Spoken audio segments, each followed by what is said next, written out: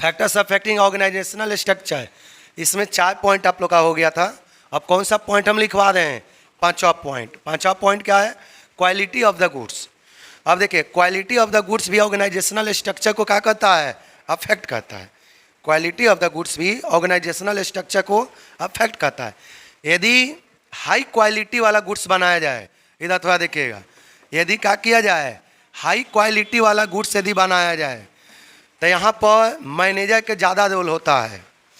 यदि कोई goods high quality वाला रहा, समझा, तो वहाँ दूसरा कोई गुड्स वैसा रहा जो सोशल नेसेसिटी वाला रहा, या कोई वैसा गुड्स जो ज़्यादा रिस्क वाला रहा, या कोई वैसा गुड जो क्या रहा, जैसे मेडिसिन हाईली रिस्की होता है, थोड़ा सा केमिकल इधर उधर हुआ तो किसी के काम में समाप्त हो जाएगा। तो ये सब जो बताए, हाई क्वालिटी वाला, सोशल नेसेसिटी वाला, रिस्की जो रहता है सामान ना, मेडिसिन हो गया, चाहे अनेकों रिस्क वाला होता है, यहाँ पर मैनेजर का सबसे ज़्यादा रोल होता है। मेडिसिन बनता है ना, तो उसको 5-6 बार 10 बार उसका क्या होता है? टेस्टिंग होता है। ये जो मेडिसिन बनता है, ऐसा नहीं कि मेडिसिन बनाया मार्केट में ला दिया और कुछ हुआ तो लो जल्दी जल्दी खा लो, ऐसा नहीं होता है। मेडिसिन बनने के बाद कितना बार टेस्टिंग होता है, क्योंकि एक मेडिसिन कितना आदमी को जान ले सकता है। समझाया? तो जो गुड्स हाई क्वालिटी वाला हो उसमें मैनेजर का भूमिका सबसे ज़्यादा होता है। लेकिन जो ऑर्डिनरी सामान रहा, ऑर्डिनरी मतलब नॉर्मल कैटेगरी का, उसमें कोई पूछने वाला है, बन गया जाओ बेच दो। जो नॉर्मल देखते हैं ना, कोई ब्रांडेड सामान आता है तो उसमें थोड़ा सा भी कंप्रोमाइज़ नहीं होता। या देखिए, ब्रांडेड शर्ट या पैंट या जीन्स, चाहे मोबाइल, कुछ भी है, उसको मार्केट में लाने से पहले मैनेजर, उसका बॉस बहुत बार चेक होता है, तभी मार्केट में जाता है। क्योंकि एक बार गलत क्वालिटी जाने के बाद इतने साल के बनाया हुआ उसका नाम क्या हो सकता है? बर्बाद हो सकता है। तो हाईली क्वालिटी वाले मैनेजर का भूमिका सबसे ज़्यादा होता है। ऑर्डिनरी में कोई खास रिस्पॉन्सिबिलिटी, ये समझ में आ गया आप लोग को ना? चलिए इसको लिखना स्टार्ट करिए, 2-2 मिनट में इसको समझते भी चलिए। आप देखिएगा, टाइप ऑफ मार्केट आप लोग पढ़े हैं। जनरली मार्केट कितने टाइप का होता है? आपका जो स्थान के स्थान पर, प्लेस के आधार पर जनरली मार्केट को हम लोग 3 कैटेगरी में बांट देते हैं। एक लोकल मार्केट, लोकल मार्केट का मतलब आसपास में जो बिकता है। एक नेशनल मार्केट, जो हम अपने पूरे देश में कहीं भी बेच सकते हैं। एक क्या होता है? International market. इंटरनेशनल मार्केट किसको बोलते हैं? जो इंपोर्ट एक्सपोर्ट को एमएनसी जो बोलते हैं। मल्टीनेशनल किस कंपनी में करती है? एमएनसी जो होता है ये इस मार्केट में अपना काम करता है। एमएनसी जो होता है किस मार्केट में काम करता है? इंटरनेशनल मार्केट में। समझ आ गया? तो जियोग्राफिकल के आधार पर, या इसी को बोलते हैं स्थान के आधार पर, प्लेस के आधार पर मार्केट के जनरली जियोग्राफिकल के आधार पर या प्लेस के आधार पर जनरली कितने टाइप में बांट देते हैं? 3, लोकल, नेशनल और इंटरनेशनल। अब ये तीनों मार्केट भी कहीं ना कहीं ऑर्गेनाइजेशनल स्ट्रक्चर को क्या करता है? अफेक्ट करता है। समझ आ गया? लोकल मार्केट में मैनेजर को ज़्यादा दिमाग लगाने की जरूरी नहीं है। क्यों? क्योंकि गवर्नमेंट का इंटरफेयर नहीं होता है। किस में? लोकल मार्केट में। देखते हैं सब्जी वाले को मीठापुर से सब्जी खरीदा, यहाँ पर ठेला रख 500 कमा लिया। गवर्नमेंट से परमिशन लेने गया था, क्या टमाटर बेचने वाले हैं, बोलिएगा तो बेचेंगे, नहीं तो नहीं बेचेंगे। क्या गवर्नमेंट से पूछता है वो लोग? नेशनल मार्केट में भी जल्दी कोई नहीं बेचता, पूछता है। यहाँ फैक्ट्री है, यहाँ सामान प्रोड्यूस किए, बिहार में प्रोड्यूस किए, कोलकाता में जाके बेच दिए। जो जीएसटी है पेमेंट किए, ज़्यादा गवर्नमेंट का परमिशन लेने की कोई ज़रूरी नहीं है। यहाँ प्रोड्यूस किए, या नहीं तो एजेंट या नहीं तो होलसेलर को सप्लाई कर दिए। तो नेशनल मार्केट में भी ज़्यादा उतना टेंशन नहीं होता है। टेंशन किस में होता है? इंटरनेशनल मार्केट में। क्योंकि इंटरनेशनल मार्केट के लिए अनेकों परमिशन लेना होता है, आपको अनेकों बैंक अकाउंट खुलवाना पड़ता है। सबसे पहले आपको एक बैंक भी खुलवाना पड़ता है, बैंक अकाउंट जिसका नाम है, क्या नाम है? Exim, export and import bank. Export and import एक आपका अकाउंट खुलवाना पड़ता है। अनेकों प्रोसीजर है, गवर्नमेंट से टैरिफ रेट टैक्स भी पेमेंट करना पड़ता है, अनेकों टैक्स देना होता है। तो कहीं ना कहीं ये तीनों मार्केट है ना, ऑर्गेनाइजेशनल स्ट्रक्चर को क्या करता है? अफेक्ट करता है। लोकल मार्केट, नेशनल मार्केट और इंटरनेशनल, ये कहीं ना कहीं ऑर्गेनाइजेशन स्ट्रक्चर को, ऑर्गेनाइजेशनल स्ट्रक्चर क्या समझ में आ गया ना? कोई भूला नहीं ना है? ऑर्गेनाइजेशनल स्ट्रक्चर मतलब क्या होता है? इसका सिंपल मतलब होता है distribution of right and duty. आपसे सिंपल आपका इसका मतलब कि किस व्यक्ति का राइट क्या है, किस व्यक्ति का जिम्मेवारी क्या है, किस व्यक्ति का ड्यूटी क्या है। तो इंटरनेशनल में किसका, चलिए आप लोग लिखना स्टार्ट करिए। Point, next point, rate of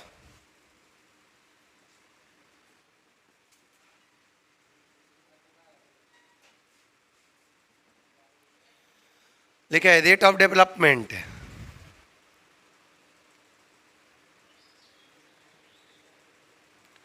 rate of development, अब देखिएगा 2 मिनट में समझते चलिए, क्योंकि हम बिजनेस ऑर्गेनाइजेशन पढ़ा रहे हैं। बिजनेस ऑर्गेनाइजेशन में कम से कम लिखा जाता है और ज़्यादा से ज़्यादा समझा जाता है, क्योंकि हम तो नोट बनवा रहे हैं। यही क्वेश्चन पूछ दिया ना तो 4 से 5 पेज में लिखना होगा। हम तो नोट बनवाएंगे 2.5 से 3 पेज।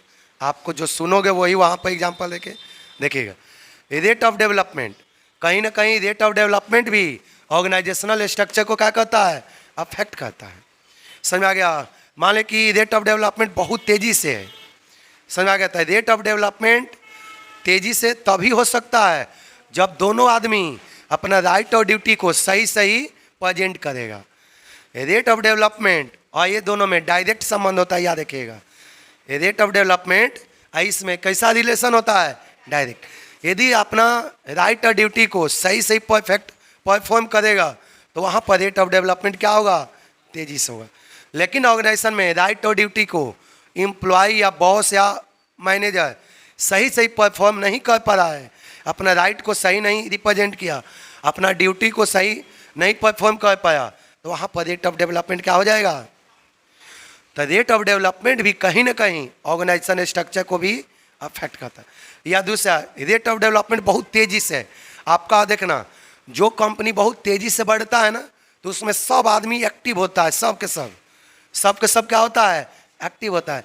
लेकिन थोड़ा रेट ऑफ डेवलपमेंट स्लो हो, रेट ऑफ डेवलपमेंट अपना उतना तेज़ी से, तो वहाँ पर सब के सब आलसी होगा, सब के सब मनमौजी काम करे, छोड़ो ना। जैसे गवर्नमेंट डिपार्टमेंट में आप लोग का देखिए, कल का एक वीडियो गया होगा प्राइवेटाइजेशन पर, पढ़िएगा तो उसमें बहुत सा ऐसा दिमाग खुलेगा प्राइवेटाइजेशन पर। चलिए इसको लिखना पहले स्टार्ट कीजिए। पॉलिसी,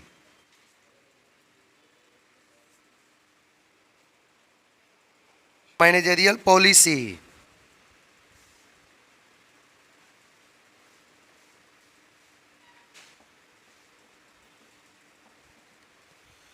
मैनेजरियल पॉलिसी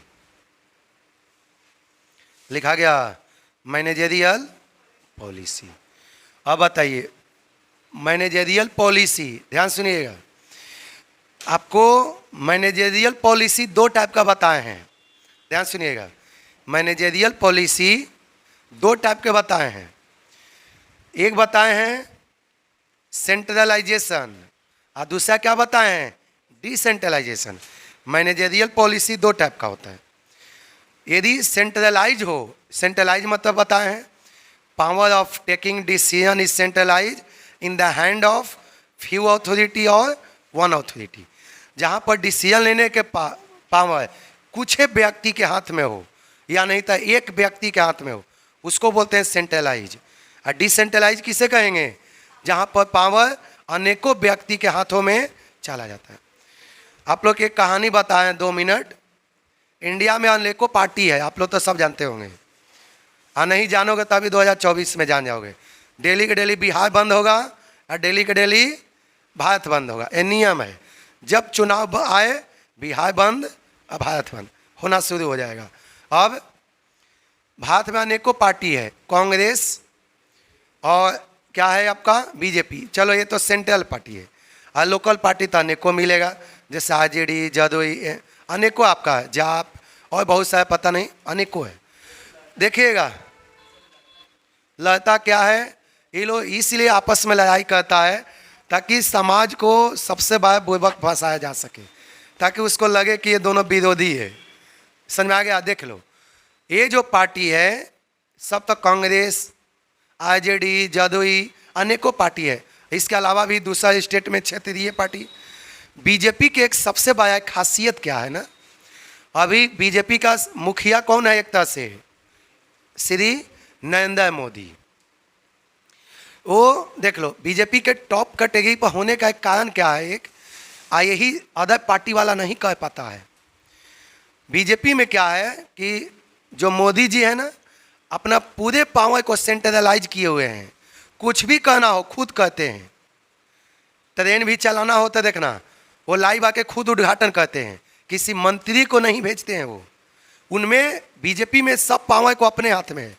जिस घर में, एक आपको बताए थे कि जिस घर में सब मालिक हो जाए ना, वो घर ज़्यादा दिन नहीं चलता है, तुरंत तो घर टूट जाता है। वही घर लंबे समय तक चलता है जिस घर में एक मालिक हो। बीजेपी में है। मोदी जी क्या कहते हैं, सब चीज़ में अपना जो फेस लाते हैं, हर चीज़ में। कहीं प्रोजेक्ट लॉन्च करना हो तो खुद आके बताएंगे, चाहे नहीं रहेंगे तो टीवी पर बैठ के बताएंगे, लेकिन वो बताएंगे। वो किसी मंत्री को नहीं कहते हैं, समझ आ गया? ट्रेन उद्घाटन हो चाहे कोई भी प्रोजेक्ट। हाँ, बाकी एक दो उनका मंत्री बाहर आता है, जैसे विदेश मंत्री, उनका काम है दूसरा देश में जाना, उनका काम है। लेकिन उस पर भी वो कंट्रोल करते हैं कि वो भी ज़्यादा छटपट ना करे। उस पर भी कहीं ना कहीं इंटरफेयर, गृह मंत्रालय, अमित शाह, उस पर भी कंट्रोल, ज़्यादा उसको भी छटपट करने से रोकते हैं। उसके काम में भी मोदी जी इंटरफेयर करते हैं। तब बीजेपी में क्या है कि सारा काम को एक आदमी के हाथ में सेंट्रलाइज है। लेकिन अदर पार्टी, मान लें कि कांग्रेस का एक एमपी बन गया ना, तो सोचता है कि हम प्रधानमंत्री बन गए, अपने जो मन को पटपट बोलने लगता है। समझ में आ गया? उनमें पावर डाइल्यूट हो जाता है। अब बीजेपी में क्या है, सारा का सारा पावर को विधायक को काम करेगा ना, तो उसको लॉन्च प्रधानमंत्री आके करेंगे। विधायक को फुलाने की जरूरत नहीं है। इसलिए विधायक का जो फेस होता है ना, छिपा हुआ जाता है। बीजेपी के विधायक के जल्दी कोई नाम नहीं जानता है कौन है, लेकिन अदर पार्टी के नाम सब जान जाता है, क्योंकि अदर पार्टी जीता, उसका ये मिल भी गया, उसका वो विभाग, उसका वो विभाग, और वो अपना विभाग को मालिक बन जाता है, दूसरा पार्टी के बताए। लेकिन बीजेपी के कोई विभाग मिल भी गया ना, तो उसका प्रेजेंट कौन करता है? पीएम। बस आपको खाली एक गेट कीपर रखा गया, गेट खींचो बंद कर, बस। सब काम कौन करता है? यही कारण है कि आज देश में पावरफुल बीजेपी हो गया, क्योंकि उसका पावर क्या है? किसी एक व्यक्ति के हाथों में सेंट्रलाइज है। समझ आ गया? लेकिन अदर पार्टी में क्या होता है? Power dilute. समझ आ गया? एमएलए बन गया तो सोचता है कि हम सीएमए बन गए, यही बहुत बार दिक्कत हो जाता है। तो जी वही आप पार्टी आगे बढ़ता है जिसके पावर एक आदमी के हाथों में। ये फिलहाल आप लोग का टॉपिक समझ आ गया? चलिए इसको लिखना स्टार्ट करिए।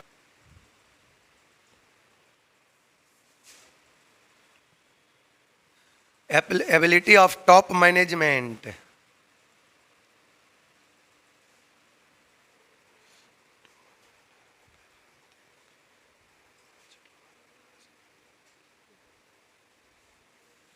अब सुनिएगा, अब एबिलिटी ऑफ मैनेजमेंट मतलब यदि टॉप मैनेजर हाईली इफिशिएंट है, हाईली एक्सपीरियंस है और हाईली नॉलेजेबल है, तो क्या कर सकता है? बड़े से बड़े ऑर्गेनाइजेशन को मैनेज कर सकता है।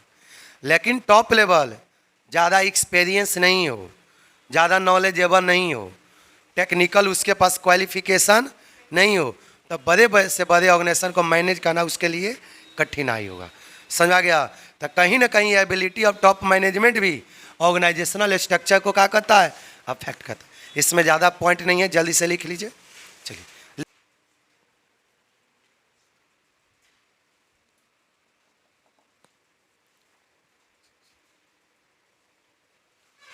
लिखा गया आप लोग को,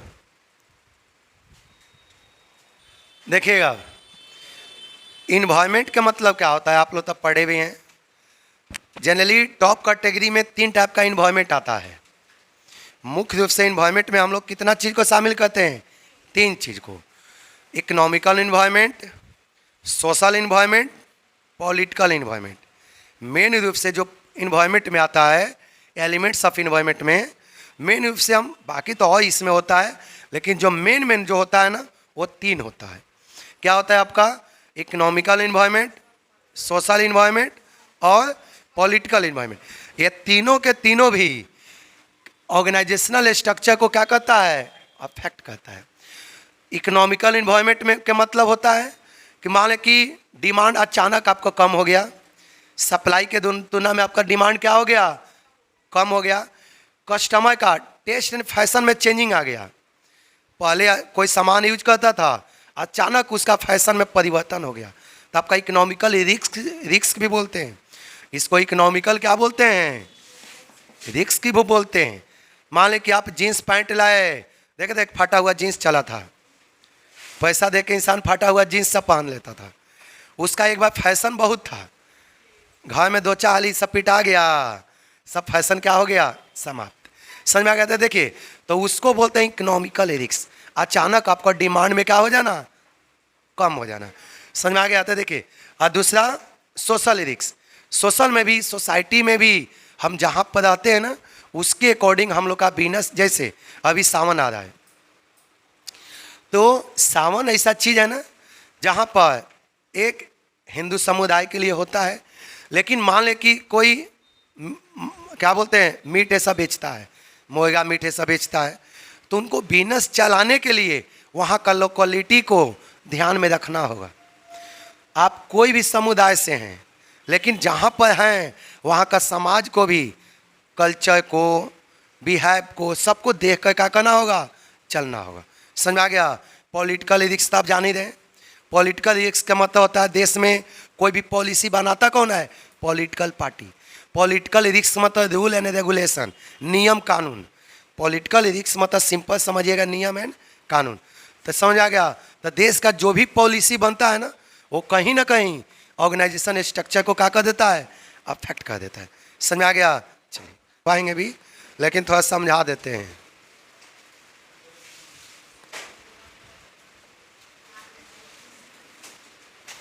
इक्वल स्टेटस, आगे देखिएगा, टॉपिक डालिएगा, इक्वल स्टेटस।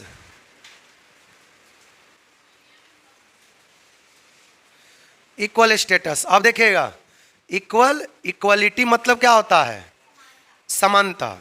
सारे कर्मचारी को एक समान अधिकार, एक समान राइट, किसी तरह का डिस्क्रिमिनेशन आपस में नहीं होना चाहिए। तो एक ऑर्गेनाइजेशन टॉप कैटेगरी पर तभी पहुंचेगा जब सभी के बीच में क्या हो, एक समानता। जैसे एक एग्जांपल आपको बता रहे हैं देश में, जैसे चलिए एक बिहार की बात बता रहे हैं। बिहार का एक राजनेता के बारे में, लालू यादव, आप लोग नाम सुने होंगे। लालू यादव एक वैसा नेता हैं, बिहार से बहुत सारा इनइक्वालिटी को उन्होंने समाप्त किया है। उनको आज भी नाम जाना जाता है कि देश में पहले क्या था, जातिवाद के लेकर आदमी लड़ाई करता था। जातिवाद समाप्त किसने किया, लालू यादव। उच्च नीच लेके सब आपस में क्या होता था, लड़ जाता था। इसको किसने समाप्त किया, लालू यादव। भले आज उन्होंने अपना शासन में थोड़ा सा करप्शन की इन्होंने थोड़ा नहीं रोक पाए, यही उनमें थोड़ा सा एक डिमेरिट था। लेकिन जो असमानता को जो ख़त्म करने का जो सबसे टॉप कैटेगरी पर जिसका नाम आता है ना, वो एक व्यक्ति है जिसका नाम है लालू यादव। बिहार से जातिवाद खत्म करना, भेदभाव को ख़त्म करना, बस वो अपना थोड़ा सा करप्शन की इन्होंने नहीं रोका था। यही कारण है कि आज देखिए धीरे धीरे बिहार डेवलपमेंट की ओर बढ़ गया है। समझ आ गया। इसको नेक्स्ट